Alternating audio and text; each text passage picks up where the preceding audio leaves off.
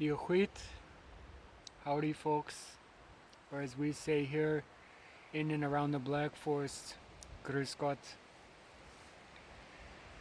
I got another video for you, and you gotta forgive me, I'm feeling a bit sluggish. Had quite the hearty meal, and still digesting. I'm a bit tired, a bit worn out, but I'm gonna do my best to give you this video as I have a rare opportunity here amongst nature to find some peace. And what I want to discuss today is your spiritual path, an individual spiritual path. You see, approximately 10 years ago I had this near fatal accident, as I've discussed in a previous video what it's like to die.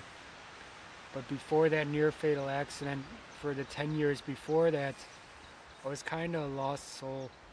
Incidences in my life kind of caused me to lose myself, so to say. Now in shamanism, there's this theory of, or this journey, soul retrieval. And in soul retrieval, this is something that's meant for people who, during certain circumstances, periods in life, or some bad things that may happen, they kind of lose a part of themselves. And shamans will take you on a soul retrieval journey to find that lost piece of yourself so that you can once again become whole. You gotta forgive me as I make this video. It's a rather chilly, stormy day. Could be that the rains come any minute and the winds are blowing fiercely. I love it. I absolutely love this weather. But nevertheless, before that near fatal accident, I had kind of lost myself. I'd fallen in with the wrong crowd and kind of forgotten what it's like to be me, truly me. I put on a mask, so to say, as many of us often do, just to fit in with certain groups or with people in general. And in doing so, I had abandoned my true self. Now this near fatal accident woke me up and kind of put me on the path, walking alone. Here I go again on my own. Hello darkness, my old friend. You know, take the song that you want and apply it to the situation. But for just over 10 years, I really went this path, dabbling in various Eastern philosophies such as Taoism, which I still find absolutely wonderful, Buddhism, Hinduism, Native American spirituality, and each one gave me bits and pieces of the puzzle that is myself, but none really completed me. And it's kind of the point I want to get to. You see, just this past weekend was a very sacred day to the Celtic peoples, to modern pagans, heathens, also amongst various religions, to the Germans, Walpurgisnacht, or the Walpurgisnacht, better said, and to many others, May Day or Beltane, kind of the equivalent of Halloween or Samhain, where doors are open to the other side. In German they say the Anderswelt. And often those of us seeking communication with the other side, whether it be ancestors, deceased friends or relatives, or other entities that may be unknown to us, those doors are open. They're always open, but more so on these two sacred days of Beltane and Samhain, or Halloween, May Day. Nevertheless, despite my dabbling in various spiritual ways, I never could quite find myself. I had tried life of vegetarianism, meditation. I had been meditating, still meditating since I was 13, huge part of my life, always will be. But various holy books I had read, numerous words of wisdoms. I had consulted with gurus and people of different faiths, and a lot of things helped me on my path, but never really completely opened the door for me. You know, that opening door, a nod to the doors of Samhain and Beltane being open. Nevertheless, over this very auspicious weekend of Beltane, or May Day, I had a very conscious, very lucid dream. You know, a lucid dream, for those who don't know, is when you realize that you're dreaming.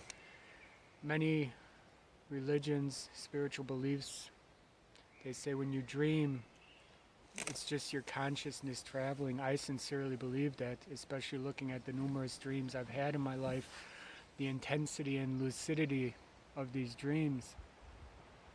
But in this lucid dream, on Beltane, around the time of Beltane, I was visited by a bright white entity, similar to human form. Yeah, 2 arms, 2 legs, but completely without a face, just a glowing light. And this entity said to me, "Billy, Gwillem, why are you trying so hard to be spiritual? Why don't you just stop trying to be so spiritual and just try to be yourself? Because after all, isn't that the most spiritual thing you could do?" Bam! I woke up after that, and I've carried those words with me almost every day since. I recall in a previous shamanic journey, almost the same message was conveyed to me, not so blatantly specific, but along those lines, where the spirits had said to me, to free yourself, you have to be yourself.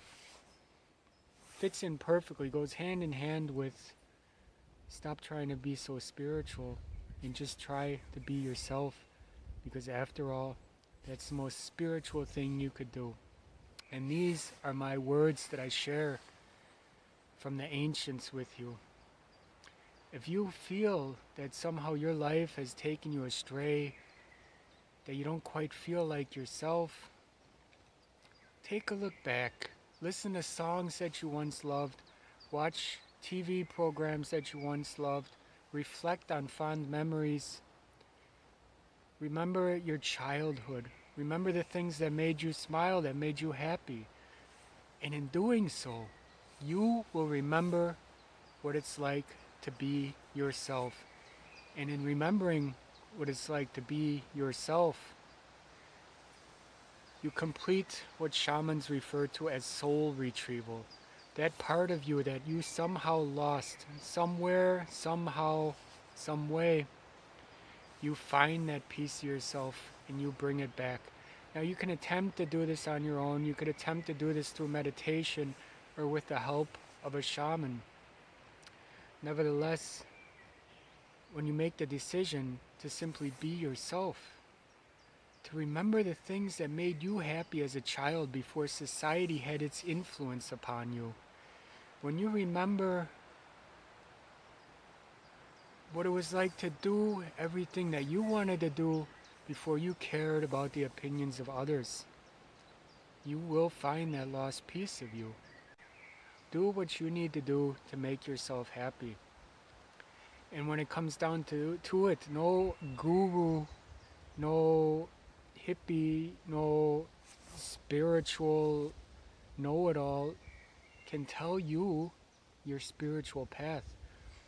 In my years of spiritual learning, one of the most wonderful things, wonderful stories that I've ever heard comes from Hinduism, that say theoretically God or the light or consciousness, enlightenment is at the top of a mountain. And we all know when you climb a mountain, there's various ways up that mountain. You could take various paths. It's, looking from the pinnacle down, you got a 360-degree circumference around that mountain. So there's many paths to take to get to the top of the mountain. And in Hinduism they say the only ones who are fools are those standing at the base of the mountain, pointing fingers and telling everyone they're going the wrong way.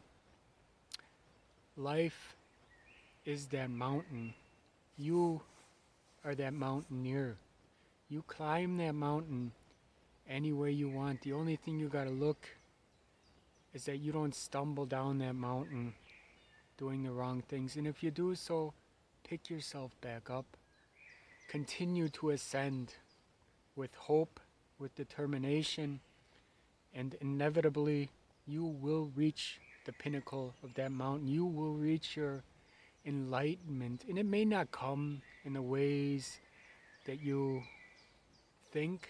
It may come completely different. It may come over a period of 10 to 20 years. It may take decades. Or it may come, as the Bible would say, like a thief in the night. But in order to ascend that mountain, you got to do it your way. You got to do it for you. You got to remember the things that give you strength and give you hope. And don't let any fools at the bottom or the base of that mountain point fingers at you and tell you you're doing it right or wrong. Strap on that backpack, ascend up that mountain. And if you fail, if you fall, the Japanese say, fall 7 times, stand up 8. Lord knows, in my spiritual journey, I fell literally, figuratively and literally, many, many more times than just 7. But just keep picking yourself up, keep ascending. Never forget what it's like to be you, because each one of us is an individual. Each one of us is special, and each one of us has our own path. There's always someone out there who could give you tips. In the grand scheme of things, every single person that you come across, every single animal, every single thing is a learning experience, a teacher. But still, it's up to you to walk your own path. You do what's right because you know deep down what's right and what isn't. Don't let other people tell you how to do your spiritual journey. Would you let other people tell you how to pack for a vacation? No. So don't let other people tell you how to pack for your spiritual journey. I pray you think about these things that I've said. Don't judge others on their spiritual journeys. Everyone's got their own life to live, their own way to go, their own path up the mountain. You do what you got to do for you, and just respect others, and it'll all work out in the end. I wish you a very blessed day, and please think about what I've said.